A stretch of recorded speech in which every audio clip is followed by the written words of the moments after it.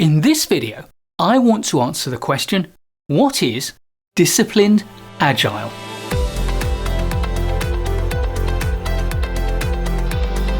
IBM introduced Disciplined Agile to the world in 2012 with the book Disciplined Agile Delivery.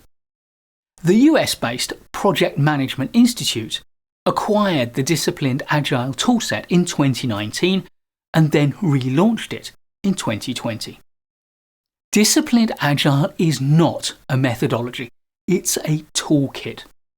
What this means is that it makes use of a wide range of practices drawn from many different arenas to provide guidance that you can apply in any Agile context. Therefore, Disciplined Agile is scalable. It can work at any scale from that of a single project team all the way up to an entire enterprise. Disciplined Agile focuses on the alternatives that are available to you and the choices that you need to make, and therefore the consequences of those choices. It draws on resources and ideas from many places, like Scrum, Kanban, and the Scaled Agile Framework, or SAFe.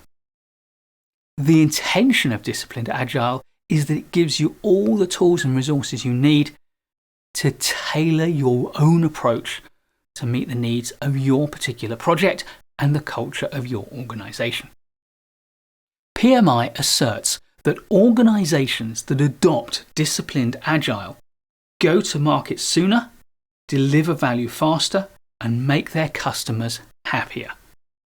That's a big claim.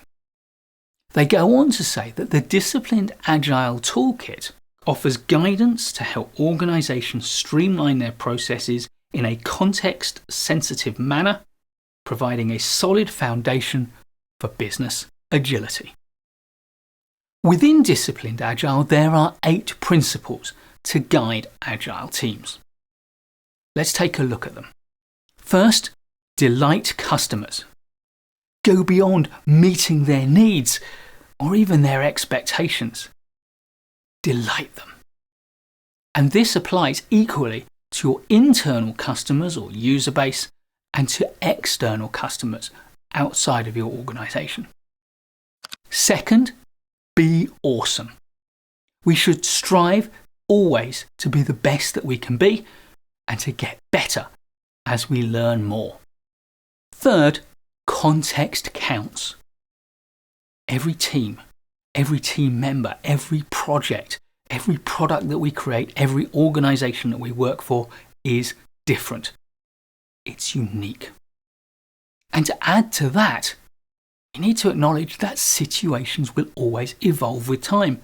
The way they are at the start of the project may be very different to the way that we end up at the end of the project. Therefore, we need to find a way of working that is suited to the context. And of course, we need to evolve that way of working as our context evolves. Principle 4 is to be pragmatic. Your aim needs to be as effective as you possibly can, and then to evolve from there, learning as you go.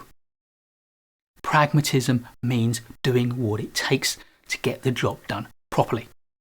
And therefore, to me, be pragmatic reminds us that all project management is hybrid project management. We draw our ideas, our inspirations, and our tool sets from as many places as we can. Therefore, Principle 5 follows directly. Choice is good. To find the best way of working, we need the widest possible choice of tools and techniques and ideas and models.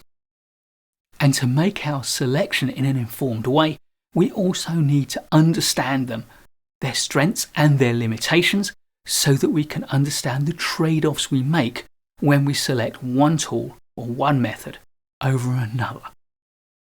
6. Optimize flow.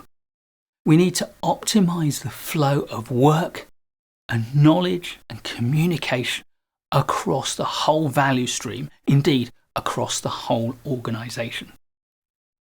Principle 7 is to organize around products or services. If we're going to delight our customers, we need to organize the way we do things around the products or services that they need and value. These products and services determine the value streams which produce the value for our customers, both internal and external to the organization. And finally, Principle 8 is enterprise awareness. We need to look beyond the immediate needs of our team and our project to the long-term needs of the organization and indeed potentially the wider community within which it's set. This means we need to apply our business acumen to make use of and leverage the assets that we have to get the best possible results for our organizations. To support the Disciplined Agile toolset, the Project Management Institute offers 4 levels of certification: Disciplined Agile Scrum Master, Disciplined Agile Senior Scrum Master, Disciplined Agile Value Stream Consultant, and Disciplined Agile Coach. To me, the principle of a scalable toolkit that draws from many sources is a no-brainer. Why wouldn't we want something like this? There are some distinct pros and cons, benefits and disadvantages of the Disciplined Agile framework. The first strength is that it is a hybrid that pulls together elements from many proven methodologies and approaches. And secondly, this means that it allows teams to apply agile approaches in a highly customizable and tailored way to meet the needs of their context. However, it does have weaknesses.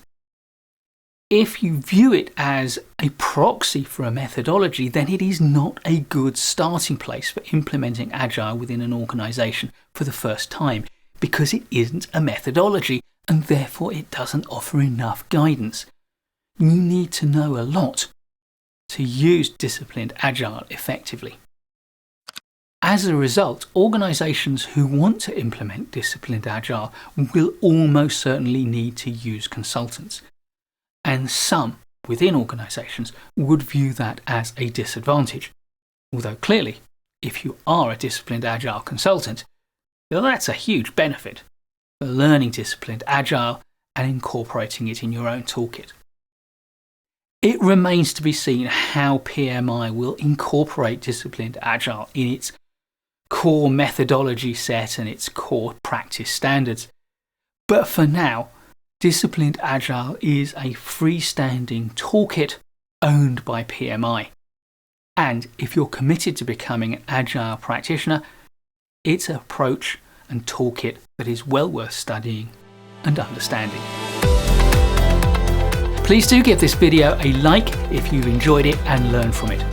I'll be creating loads more great project management content for you, so please do subscribe to my channel and hit the bell so you don't miss any of it. And I'll look forward to seeing you in the next video.